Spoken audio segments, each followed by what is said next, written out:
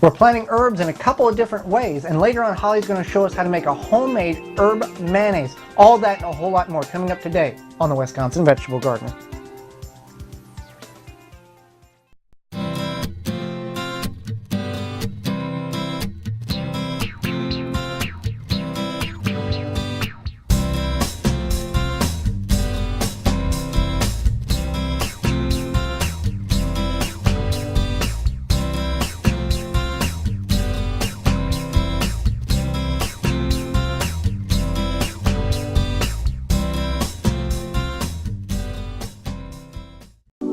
This program was funded by the following.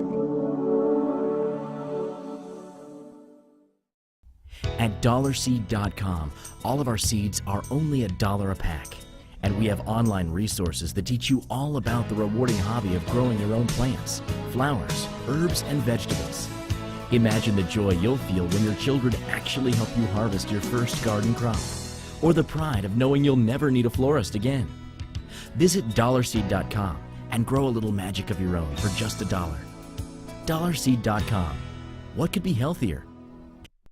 Willow Springs Soap Company is a locally owned Colorado business just a stone's throw away from the Rocky Mountains. Their handmade soap is made from simple, recognizable ingredients, which lead to a more natural, earth-friendly, long-lasting, and hard bar with a wonderful creamy lather. They make soap using the cold kettle process with a specially formulated recipe of 100% vegetable oils. They use traditional methods that produce a true soap instead of the commercial synthetic alternatives that can dry out skin. Go to www.willowspringssoap.com to get a fresh and natural clean, handmade in the Rockies. The Wisconsin Vegetable Gardener supports the following.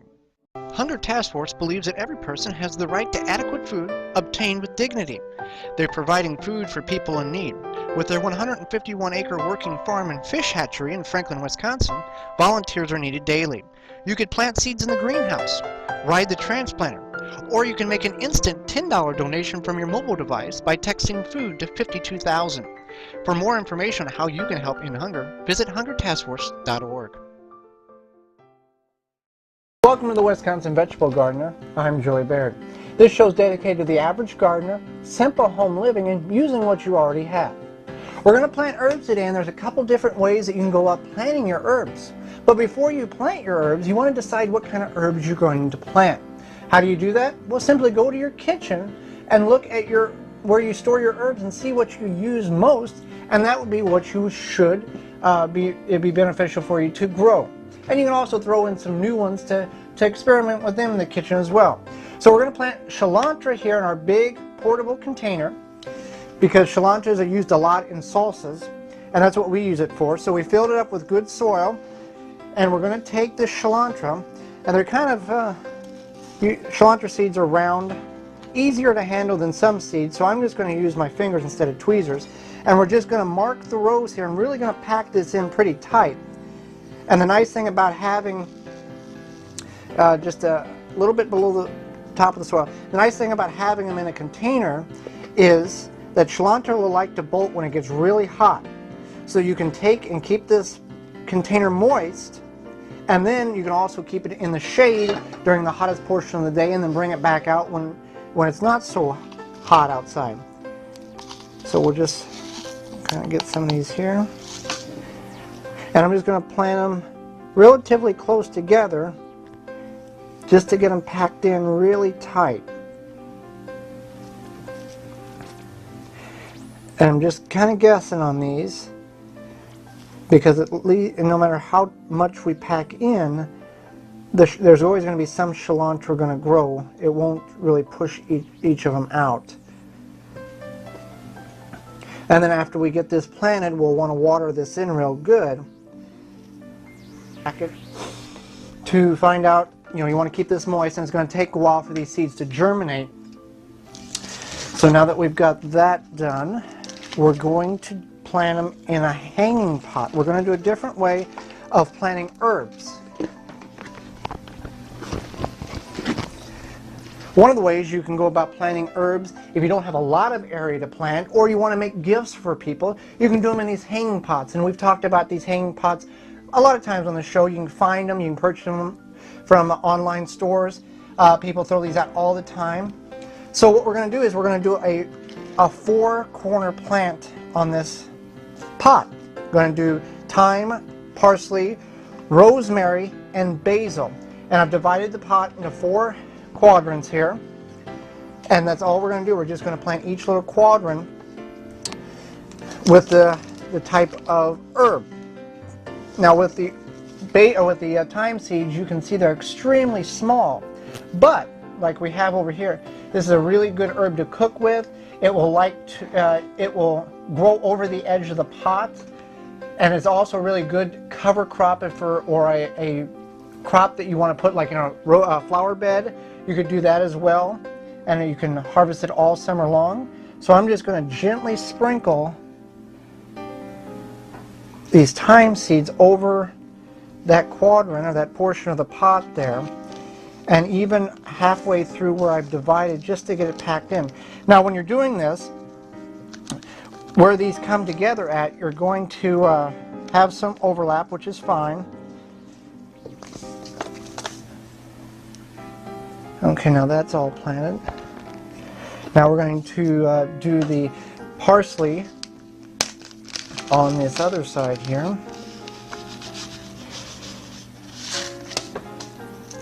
And I'm just going to gently sprinkle it there. And I'm just going to leave it on top of the soil for right now. I'm going to show you how to fix that shortly. It's good. Basil.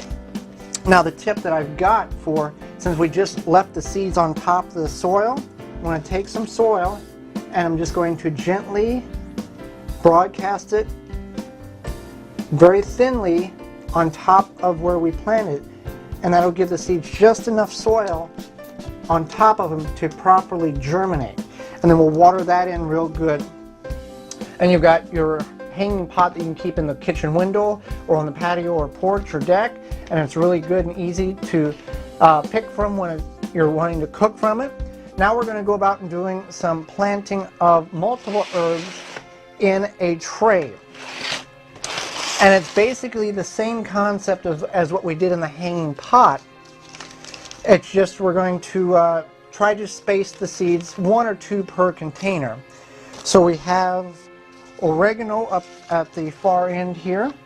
And as you can see, these seeds are extremely tiny. So I'm going to use a canning lid to pour my seeds in, and then use tweezers to go about distributing the seeds in the holes. And as you can see, they're so tiny, so it's going to be very difficult for me to get 1 or 2 seeds per container. So I'm just going to kind of guess at it, and then as they come up, I will decide how to separate them. Another way you can plant is propagate. We're going to propagate this rosemary plant. Now when you start the seeds, it'll take between 15 and 25 days for the seeds to sprout.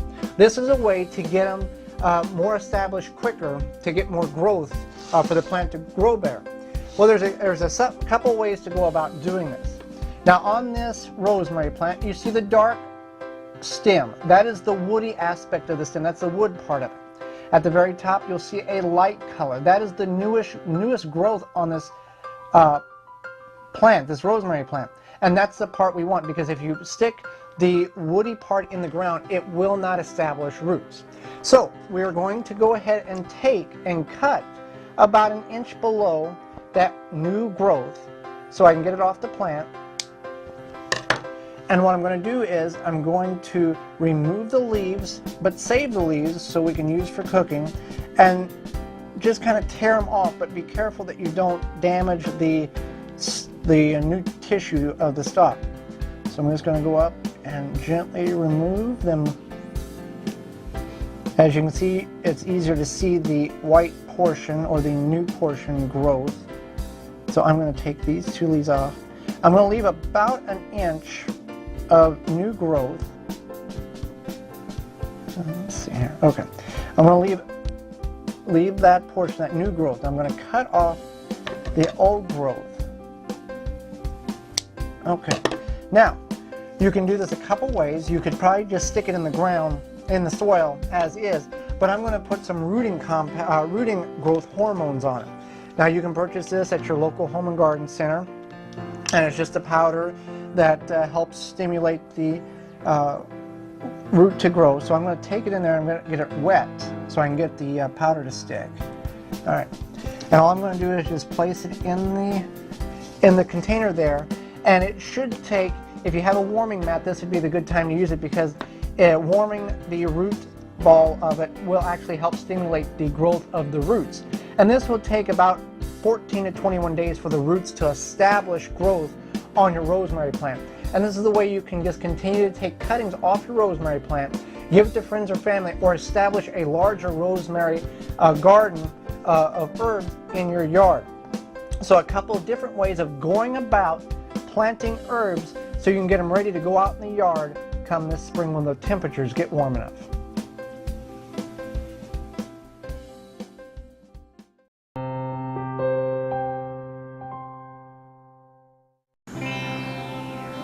A smoothie is a quick, simple snack that you can make and something that you can take on the go, and it's delicious and healthy for you. Now, most people will make their smoothies in a blender just like this, pour it into another cup or container, and take it to go. But what we've recently discovered is that if you take the bottom portion off of your blender, and this is for most blenders, take it in a mason jar, fits perfectly on there, and then you can blend drinks and other things to go. So we're going to make a berry smoothie in our mason jar. So what we're going to do is we're going to take, I have some frozen berries here that I let thaw. If you have a stronger blender, you can probably use frozen berries without thawing them, but this blender, not so much. So I'm going to add these berries, about a cup or so of them.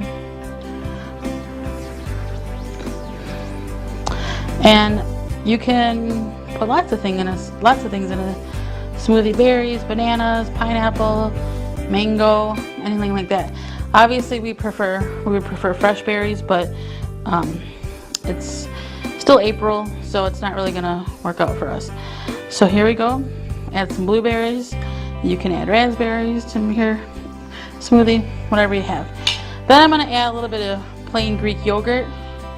Greek yogurt is very good for you. If you buy it non-fat, it's got a lot of protein. So just add a little bit of that to add some creaminess to the smoothie.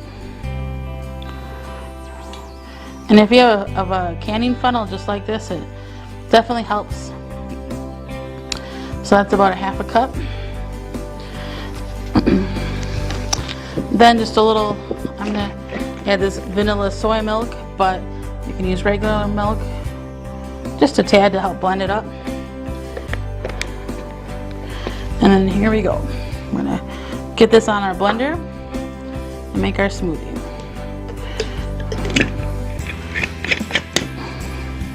Make sure it's nice and tight. Get it on there. And then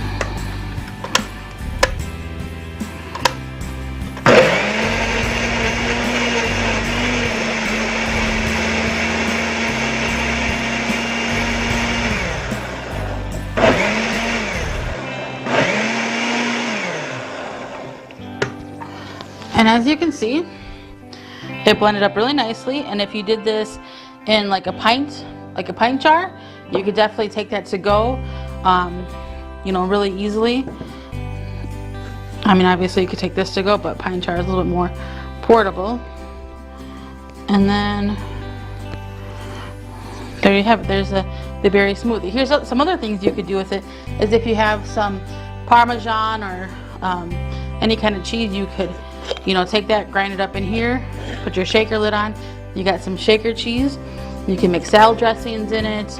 Pretty much anything, really. Even some homemade mayonnaise. So something that is kind of interesting that we found out is that back in the day they used to include a mason jar with your blender, and so that way it's convenient for mixing things and taking them on the go.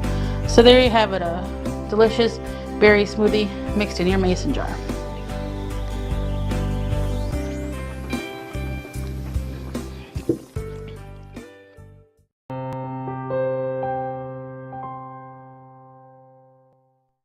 Trellises come in all shapes and sizes, and quite a bit of money too if you really want to go to the expense. But as urban gardeners, when we can't go out, we got to go up. And one way to do that is create your own type of trellis. A simple fan grate, or fan grates in this instant, works great. These were fan grates off two oscillating floor fans, plastic, and it works great as a shelf pole trellis. Now the intentions are, we invented this last year, and the intentions was to do a butternut squash or a spaghetti squash, something of a larger variety, and have the fruit climb up and grow inside the grate. We have got to do a little tweaking on it this year to get right where we want to be. Now we did grow some whole beans on this thing last year. Worked good. The beans hung down below the grate and it was easy to pick. Basic construction on this, and this can be, you can use any items to do the shelf trellis. Took 3 recycled fence posts. These are fiberglass. You want to be careful when you're dealing with fiberglass. They can get in your hands. You can go with a metal post or 3 rebarbs, whatever you want to do there. Made it into a 3-post structure there, and just push the fan grates down on there. Now we'll have to take zip ties and place them where we want to this year, because as the plastic gets older it gets more brittle, but it will work, I believe, relatively well. Concentrated area, a lot of produce can grow on this, and if you had 2 or 3 of these you could really produce a lot of produce. So just because you think it's junk may not be junk if you just sit and think about what you can do with it.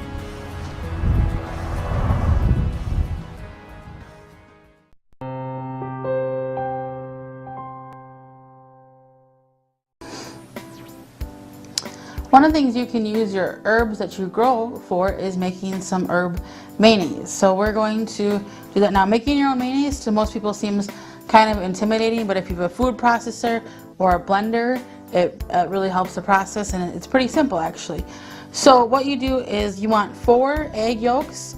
So you just separate out the whites. It's pretty easy. You just crack the yolk or the egg in about the middle spot here. And you want to do it kind of slowly. You don't want to go too fast, otherwise you'll get your yolk inside the whites, and that's not good. And I already did 3 of them, as you can see. And these are usually ingredients that you have around the house. You want to make sure your ingredients are at room temperature. So that includes the egg yolks, or the eggs. And then we also have 6 tablespoons of lemon juice that we are going to add in there. I also added half a tablespoon of garlic. You can use garlic powder, or you can use fresh garlic that's minced up, whichever one is fine. Then to that I'm going to add half a tablespoon, a little bit less than that, of salt. You can do that. You can always add more to taste. Then I'm going to also add about a half a tablespoon of ground pepper. So then what you do is you take your food processor and you turn this on and you get it so that it's well combined. Let me just get my hand wiped off here.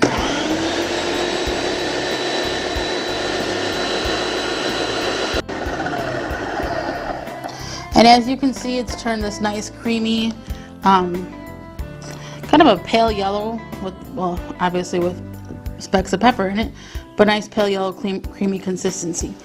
So then what you do is you slowly add your oil. It takes 2 cups of oil. Now I'm using a combination of half a cup of vegetable oil, half a cup of olive oil, and half a cup of grapeseed oil. You can use vegetable oil, you can use half and half. It's really up to you. So let's go ahead and get this going here.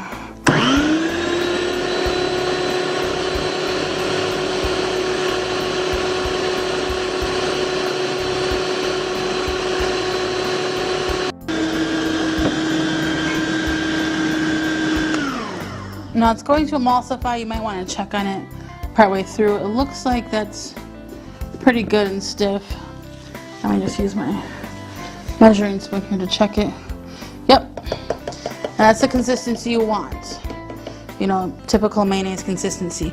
Now what you want to do is you want to add your herbs. Now we have a combination of some fresh rosemary here that we grew, and then we just took off the plant today, and then we have some dried purple basil that we dried. Our neighbor actually grew that, and then we have some regular basil that we also dried.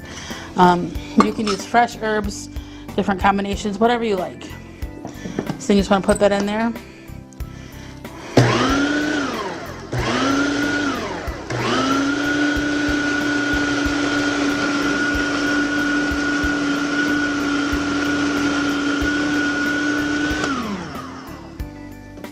And then as you can see, it's well combined. You might want to, if anything scraped on the sides a little bit.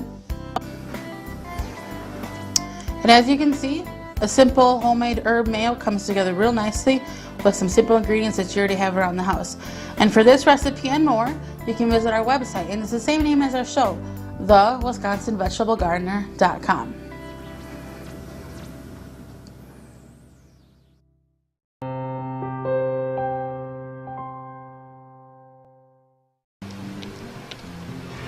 Yes, it's the beginning of May, and we've got pumpkins that we've stored in the basement. And if you have too, give you 2 thumbs up and send us an email, because that's pretty cool. Well, we're not making pumpkin pie or pumpkin juice or anything like that. We're going to, and you can do this with pumpkins or squash, turn them into a biodegradable pot. And this has been something that's been going across Facebook for a couple of weeks now, and it's pretty simple to do.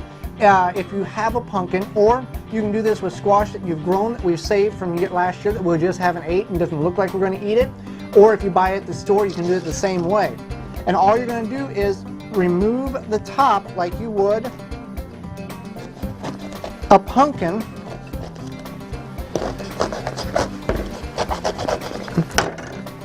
and you can take the seeds out here. Now you can use these seeds and plant them back in there with some soil. But if you buy this from the store, you don't know if the seeds have gone through their cold cycle or not. So let's, I know these have, but we're just going to remove them out of the patty pan squash. And you want to do this about 3 to 4 weeks before you are going to place this in the ground, because this will start to decay. All right, so we've got our disposable or our biodegradable pot here. We're just going to put a little soil in the bottom,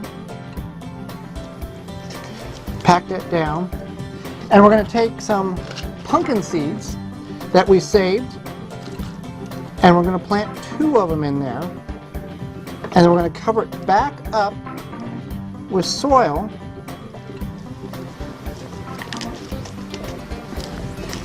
Give it a little water, and then them seeds will germinate, and then when it's time to plant, you just set this completely in the ground like you would if you extracted them from a plastic pot, and you've got a biodegradable, edible pot that you've just created and planted your squash seeds in come this spring. And you can get rid of old squash that you have, or if you've got old pumpkins that you're not going to do anything with, you can cut them in half as well and do the same procedure. So a simple way to make another biodegradable pot.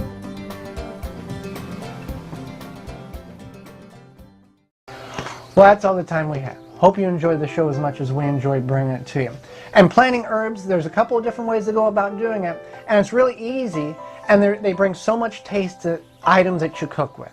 And that berry smoothie, not only are you getting a good smoothie, you're also reusing a can jar, not just for preserving food, but as a beverage container. For all of us here at Wisconsin Vegetable Gardener, I'm Joy Baird, reminding you, take a child gardening with you and start growing some memories.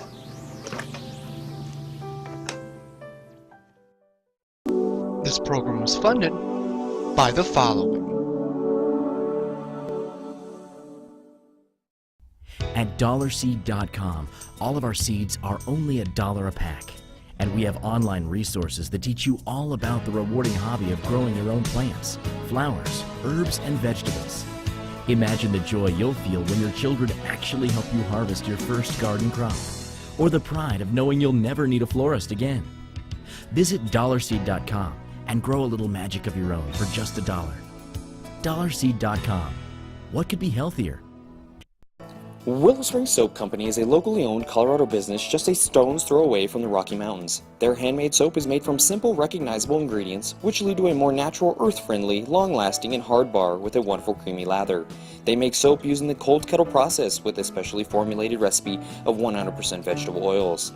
They use traditional methods that produce a true soap instead of the commercial synthetic alternatives that can dry out skin. Go to www.willowspringssoap.com to get a fresh and natural clean, handmade in the Rockies. The Wisconsin Vegetable Gardener supports the following. Hunger Task Force believes that every person has the right to adequate food obtained with dignity. They're providing food for people in need. With their 151-acre working farm and fish hatchery in Franklin, Wisconsin, volunteers are needed daily. You could plant seeds in the greenhouse, ride the transplanter, or you can make an instant $10 donation from your mobile device by texting food to 52,000. For more information on how you can help end hunger, visit hungertaskforce.org. The show never ends on our Facebook page. Keyword Wisconsin Vegetable Gardeners. Like the page and continue the discussion there. You can now follow us on Twitter, see what we're up to and what we're doing at the garden. The address, the W-I Veg Gardener, Gardener. You can email us at thewiveggardener@gmail.com with your questions, comments, or suggestions about the show.